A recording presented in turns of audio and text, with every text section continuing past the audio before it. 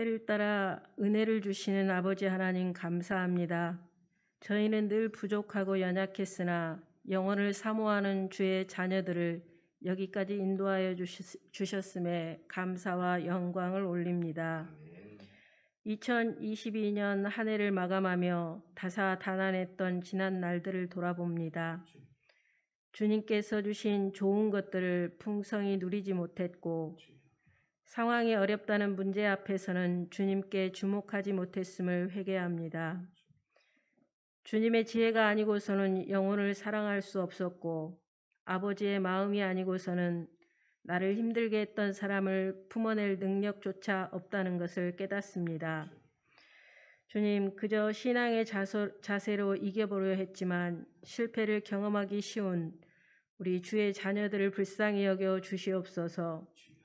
동일한 문제 앞에 직면할 때마다 생명으로 전환될 수 있도록 아버지의 마음을 부어 주시옵소서.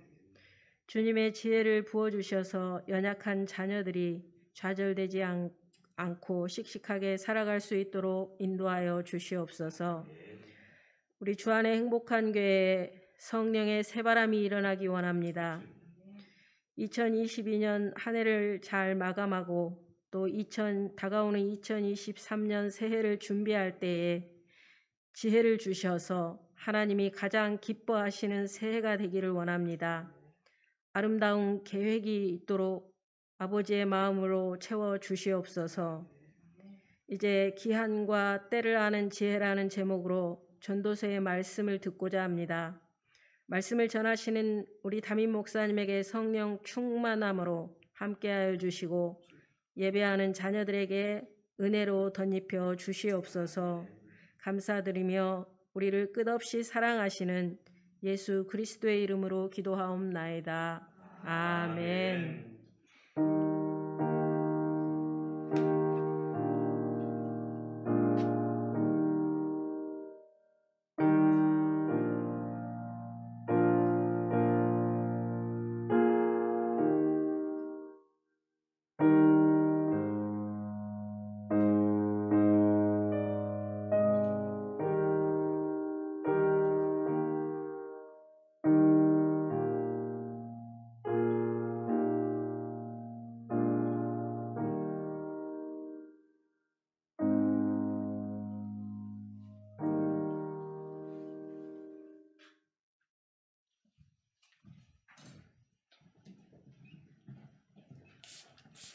이 시간 우리에게 주신 말씀은 전도서 3장 1절부터 13절입니다.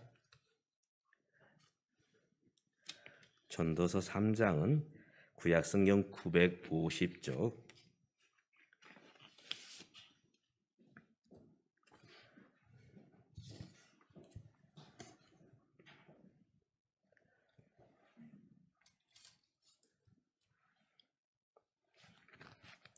전도서 3장 1절부터 13절, 제가 홀수절 여러분 짝수절 교독하여 말씀을 읽고 13절은 같이 읽겠습니다. 범사에 기한이 있고 천하 만사가 다 때가 있나니 날 때가 있고 죽을 때가 있으며 심을 때가 있고 심은 것을 뽑을 때가 있으며 죽일 때가 있고 치료할 때가 있으며 헐 때가 있고 세울 때가 있으며 울 때가 있고 웃을 때가 있으며 슬퍼할 때가 있고 춤을 출 때가 있으며 돌을 던져버릴 때가 있고 돌을 거둘 때가 있으며 안을 때가 있고 않는 일을 멀리할 때가 있으며 찾을 때가 있고 잃을 때가 있으며 지킬 때가 있고 버릴 때가 있으며 찢을 때가 있고 꿰맬 때가 있으며 잠잠할 때가 있고 말할 때가 있으며 사랑할 때가 있고 미워할 때가 있으며 전쟁할 때가 있고 평화할 때가 있느니라. 일하는 자가 그의 수고로 말미암아 무슨 이익이 있으랴. 하나님이 인생들에게 노고를 주사 애쓰게 하신 것을 내가 보았노라. 하나님이 모든 것을 지으신 때를 따라 아름답게 하셨고 또 사람들에게는 영원을 사모하는 마음을 주셨느니라. 그러나 하나님이 하시는 일에 시종을 사람으로 측량할 수 없게 하셨도다. 사람들이 사는 동안에 기뻐하며 선을 행하는 것보다 더 나은 것이 없는 줄을 내가 알았고 같이 사람마다 먹고 마시는 것과 수고함으로 낙을 누리는 그것이 하나님의 선물인 줄을 또한 알았도다. 아멘. 우리가 이제 2022년을 정말 열심히 달려왔지만 이제 한 달의 시간을 남겨놓고 있습니다. 우리가 매년 살아가면서 저는 이런 마음이 드는 것 같아요. 이제 새해 1월 달을 시작할 때는 야, 시간이 내게 많이 남아 있구나. 시간이 많이 남아 있구나. 그런데 12월이 되면 내가 한 해 동안 뭐 했지? 되돌아보면 참 열심히 산 것 같은데 하면서 많은 아쉬움들이 내 안에 있더라고요. 여러분은 어떻습니까? 한 해 어떻게 살아오셨습니까? 또 이제 다음 2023년을 어떻게 계획하고 있습니까? 중요한 것은 이 모든 시간과 또 나의 인생길은 기회라 말할 수 있습니다. 기회. 이 기회를 어떻게 우리가 선용하느냐에 따라서 참으로 지혜로운 삶을 살기도 하고 또 미련한 삶을 살기도 한다는 것이죠. 어제 이제 포르투갈과 축구 경기가 있었지요. 자정에 이제 했기 때문에 새벽에 했기 때문에 사실은 많은 분들이 그 광경을 처음부터 끝까지 지켜보지 못할 수도 있었습니다만은 우리가 뉴스를 통해서 보았습니다. 또 실제로 그 경기를 보신 분도 계실 것입니다. 처음에는 밀리는 이제 경기였고 이제 1대 0으로 지고 있는 상황이었죠. 그런데 이제 1대 1 스코어를 만들었고 이제 경기 종료 6분 전에 손흥민 선수가 골을 잡게 됩니다. 그리고 상대방 골대인 이 포르투갈 골대장에서 70m를 정말 전력 질주하면서 공을 차면서 앞을 향해 나가게 되죠. 포르투갈 선수들이 이제 7명이 손흥민 선수를 에워쌉니다. 이때 함께 이제 뛰었던 선수가 있습니다. 황희찬 선수가 손흥민 선수가 골을 이제 차면서 앞을 향해 전력 질주할 때 그 역시 정말 온 힘을 다해 포르투갈 골대를 향해서 전력 질주를 하게 됐죠. 그러면서 이제 이 손흥민 선수가 노련미를 살려서 포르투갈 선수 그 가랑의 사이로 골을 앞으로 찰 때에 황희찬 선수는 그 공을 골대에 집어넣는 그런 쾌거를 거두게 됩니다. 황희찬 선수가 이렇게 마지막 역전골을 넣을 수 있었던 그 비결이 뭘까? 그는 그 기회를 보았습니다. 손흥민 선수가 앞을 향해서 나갈 때 그 역시 그 기회를 바라보면서 앞을 향해서 온 힘을 다해서 그가 뛰어갔고 또 이제 그 자리에 서 있었기 때문에 역전승을 거두는 그런 스타의 모습으로 그 경기를 마칠 수가 있었고 우리나라는 이제 16강을 들어가게 되는 그런 쾌거를 거둘 수 있게 되었죠. 기회를 붙잡는 것. 바로 이것이 우리가 지혜로운 인생을 살아가는 삶의 모습이라 말할 수 있습니다. 솔로몬 왕을 통해서 쓰여진 성경은 세 개 있죠. 먼저 그가 젊은 날 그가 사랑하는 마음을 가지고 썼던 성경, 바로 그것이 아가서. 그리고 이제 중년의 때에 인생을 어떻게 살아야 되는가 그러면서 썼던 성경이 잠언서. 그리고 마지막으로 그가 이제 인생을 정리하면서 과연 어떤 인생이 복 있는 인생이냐 하면서 마지막 심혈을 기울여서 썼던 성경이 전도서입니다. 그렇기 때문에 전도서는 그의 인생의 마지막 결론이라 말할 수 있지요. 오늘 솔로몬 임금은 이 전도서를 통해서 오늘 본문 3장을 통해서 우리가 어떤 삶을 살아야 참으로 복된 인생이 되며 지혜로운 인생이 될 것인가 하는 모습을 우리에게 말씀을 하고 있지요. 먼저 오늘 본문은 범사에 기한이 있다 말씀하고 있습니다. 한번 따라서 해봅니다. 범사에 기한이 있다. 그렇습니다. 우리 인생은 천년 만년 살 것 같은데 결코 그렇지 않다는 것이죠. 2절의 말씀을 보면은 날 때가 있고 죽을 때가 있다. 바로 날 때, 태어날 때와 죽을 때, 바로 그 사이가 우리 인생의 기한이라는 것입니다.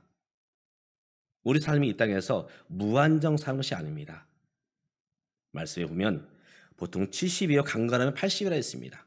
100세를 다 누리지 못하고 이 땅을 떠나는 것이 우리 인생의 한계라는 것이죠. 우리 사용하는 기계도 무한정 사용하는 것이 아닙니다.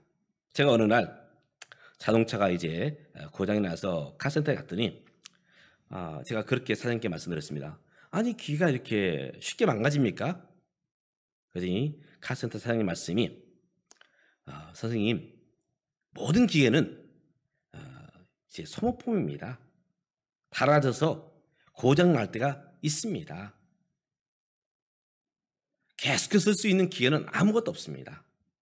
우리가 마트에 가서 이제 식료품을 살 때에도 그 식료품에 보면 반드시 유통기한이 찍혀 있죠. 유통기한. 그 안에 먹으면 탈이 없지만 이제 기한을 벗어나게 되면, 기한이 지나게 되면 그것이 우리에게 사실 좋은 것이 되기보다는 독이 될 수 있음을 바로 유통기한을 통해서 이야기하고 있는 것이죠. 오늘 우리의 삶은 바로 기한이 있는 삶입니다. 영원하지 않다는 것이죠. 또 오늘 말씀해 보니까 천하의 만사에 바로 때가 있다. 천하 만사가 때가 있다. 우린 그 한정된 시간 속에 사는데 그 안에 바로 기회의 때가 있다는 것입니다. 기회의 때. 기한은 조금 긴 시간을 말한다면 바로 이 때는 우리의 순간순간의 기회를 말하고 있는 것이죠. 바로 그 순간순간을 어떻게 우리가 바로 이제 바라보느냐. 만약에 황희찬 선수가 그냥 넉넉고 손흥민 선수가 뛰고 있구나 그냥 지켜만 봤더라면 사실은 역전승은 이룰 수가 없었지요. 오늘 우리의 삶 속에서 순간순간 바로 때 안에서 순간순간 기회가 주어지는데 기회로 알고 그것을 붙잡는 사람은 정말로 그 인생의 기회가 됐지만 그러나 11절 말씀에 보면 하나님이 모든 것을 지으시되 때를 따라 아름답게 하셨고 또 사람들에게는 영원한 사모하는 마음을 주셨느니라. 그러나 하나님이 하시는 일의 시종을 사람으로 측량할 수 없게 하셨도다. 그것이 기회인지 아닌지 여러분 알고 있습니까? 대부분 사람들이 기회인지를 모른다는 것입니다. 그리고 이제 시간이 지난 뒤에 그것이 기회였구나. 그렇게 후회하며 한탄하는 그런 삶을 살아가게 된다는 것이죠. 우리나라 인구가 5,200만인데요. 대한민국의 5,200만. 우리가 시간을 이제 보내면서 살아갈 때에 우리 앞일을 알지 못합니다. 이태원에서 그런 끔찍한 일들이 일어날 수 있었을까? 예측한 사람은 없었어요. 우리는 남의 이야기를 해서 안 듣지만 사실은 우리 자신도 마찬가지입니다. 나의 삶 가운데 어떤 일이 일어날지 아무도 알지 못하고 살아간다는 것이죠. 내일을 알지 못하고 내일은 고사하고 5분 후의 일을 알지 못하고 살아가는 것이 오늘 우리 삶의 모습이에요. 그래서 우스갯소리로 내가 타임머신을 타고 이제 과거의 시간으로 돌이킨다면 어떤 삶을 살겠느냐. 어떤 그 인터넷 그 설문조사에 보니까 당신이 과거의 시간으로 돌아간다면 어떻게 하겠느냐. 여러분 어떻게 하겠습니까? 거기에 보니까 첫 번째 대답이 무엇일까요?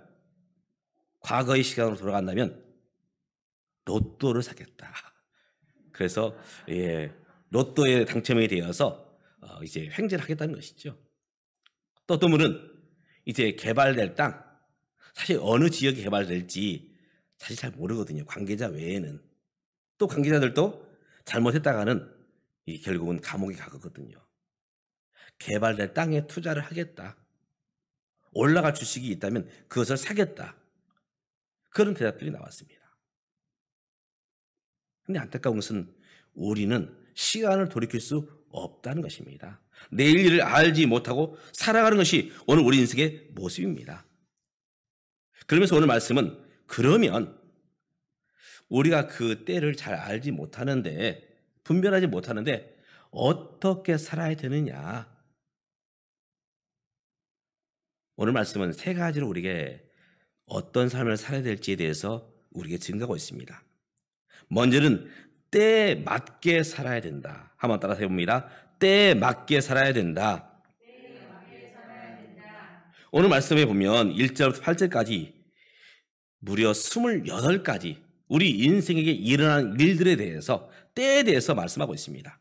날 때가 있고 죽을 때가 있고 전쟁할 때가 있고 평화할 때가 있고 때에 대해서 말씀을 하고 있죠. 근데 중요한 것은 그 시간마다 우리가 어떤 자세로 해야 되느냐 두 가지로 요약할 수 있습니다. 할 때가 있고 하지 말아야 될 때가 있다는 것입니다. 해야 될 것과 하지 말아야 될 것. 어떤 사람이 기회를 찾는 것이냐? 해야 될 때 하는 사람, 하지 말아야 될 때 하지 않는 사람, 바로 그가 기회를 선용한다는 것입니다. 그래서 그것이 정말 그에게 복이 되고 득이 되는 삶이 되지만 해야 될 때 하지 않고 하지 말아야 될 때 하지 말아야 될 때 하는 그런 거꾸로의 삶을 살면 오히려 그가 화를 입게 된다는 것이죠. 올해 그 투자했던 분들 중에 비트코인에 투자해서 많은 분들이 손실을 입었어요. 해야 될 것인가 말아야 될 것인가? 비트코인을 사야 될 것인가 말아야 될 것인가? 주식에 투자를 해야 될 것인가 말아야 될 것인가? 땅을 사야 될 것인가 말아야 될 것인가? 우리 동네에 이제 건축 빌라들이 많이 들어서고 있는데 참 고민이 됩니다. 빌라를 지어야 될 것인가 말아야 될 것인가? 왜냐하면 지금 아파트도 미분양인데 빌라는 더더욱 참 어려운 시간들 속에 서 있습니다. 바로 때에 맞게 사는 것, 해야 될 것을 하고 하지 말아야 될 것을 하지 않는 것, 바로 이것이 때를 아는 지혜라 말할 수 있죠. 학생들은 무엇을 해야 될까요? 학생의 때는 사실은 공부를 해야 돼요. 그러나 가장 하기 싫은 것이 공부지요. 사실 학생의 때는 듣기만 해도 머릿속에 남아요. 다는 알지 못한다 할지라도 듣기만 해도 어느 정도 머릿속에 남습니다.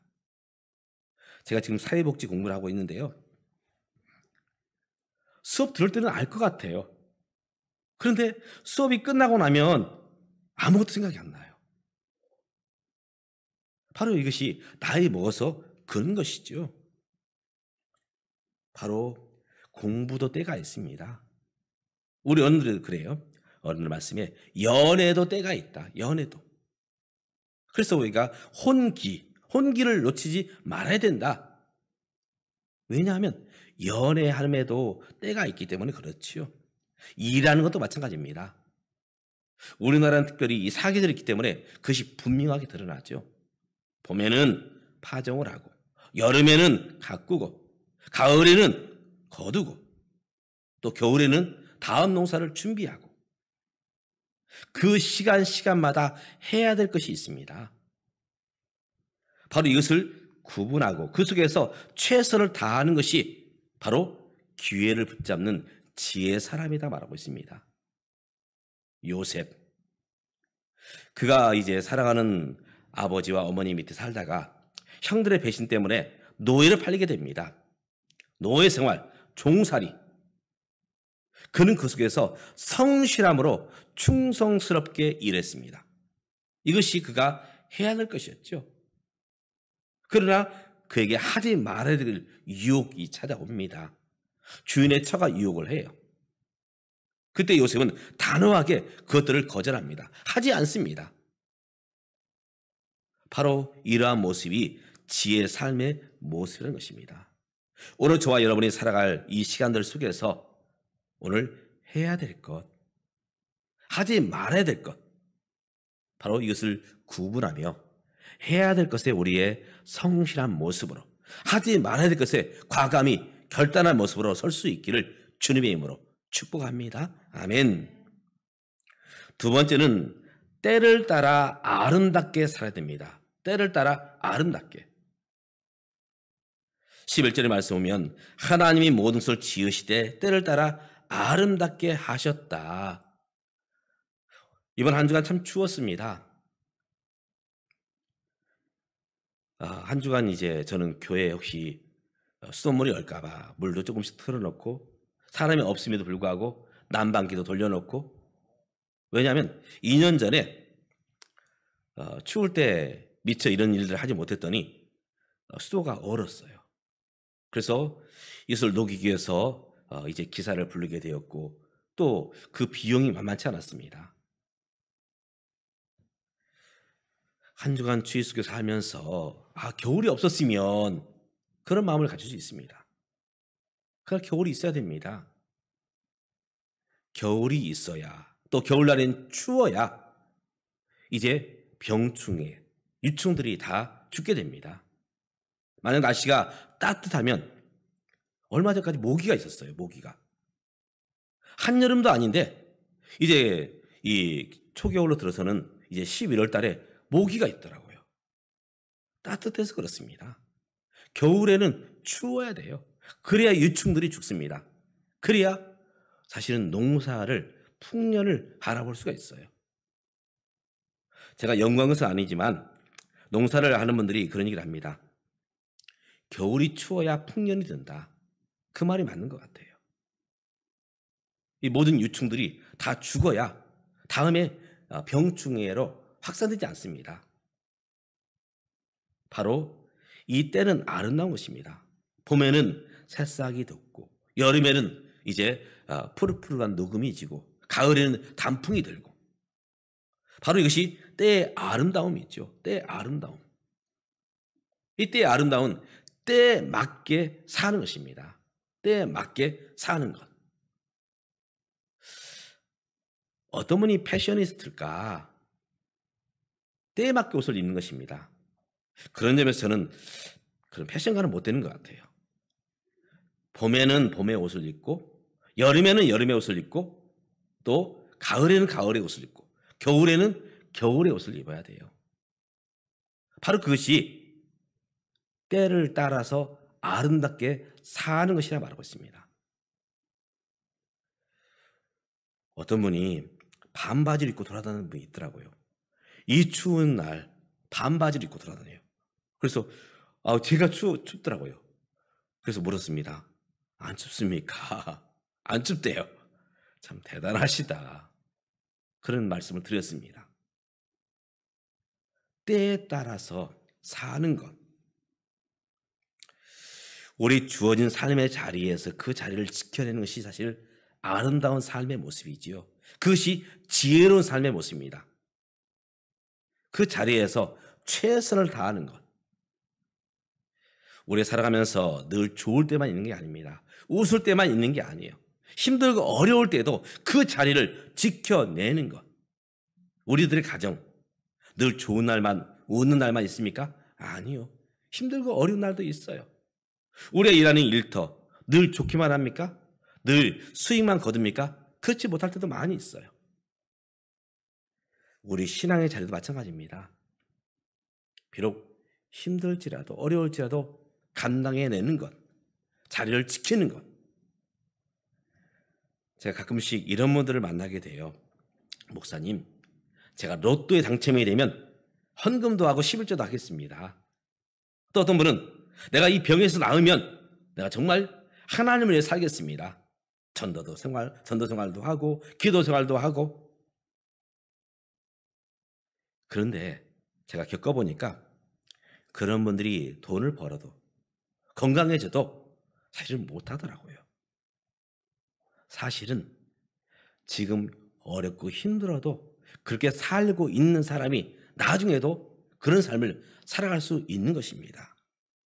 사랑하는 믿음의 가족 여러분, 오늘 우리가 기회를 우리가 찾고자 한다면 오늘 주어진 삶의 자리를 우리가 놓치지 말고 그 자리에서 최선을 다할 수 있기를 주님의 이름으로 축복합니다. 아멘. 마지막으로 오늘 우리는 어떤 삶을 살아야 되느냐?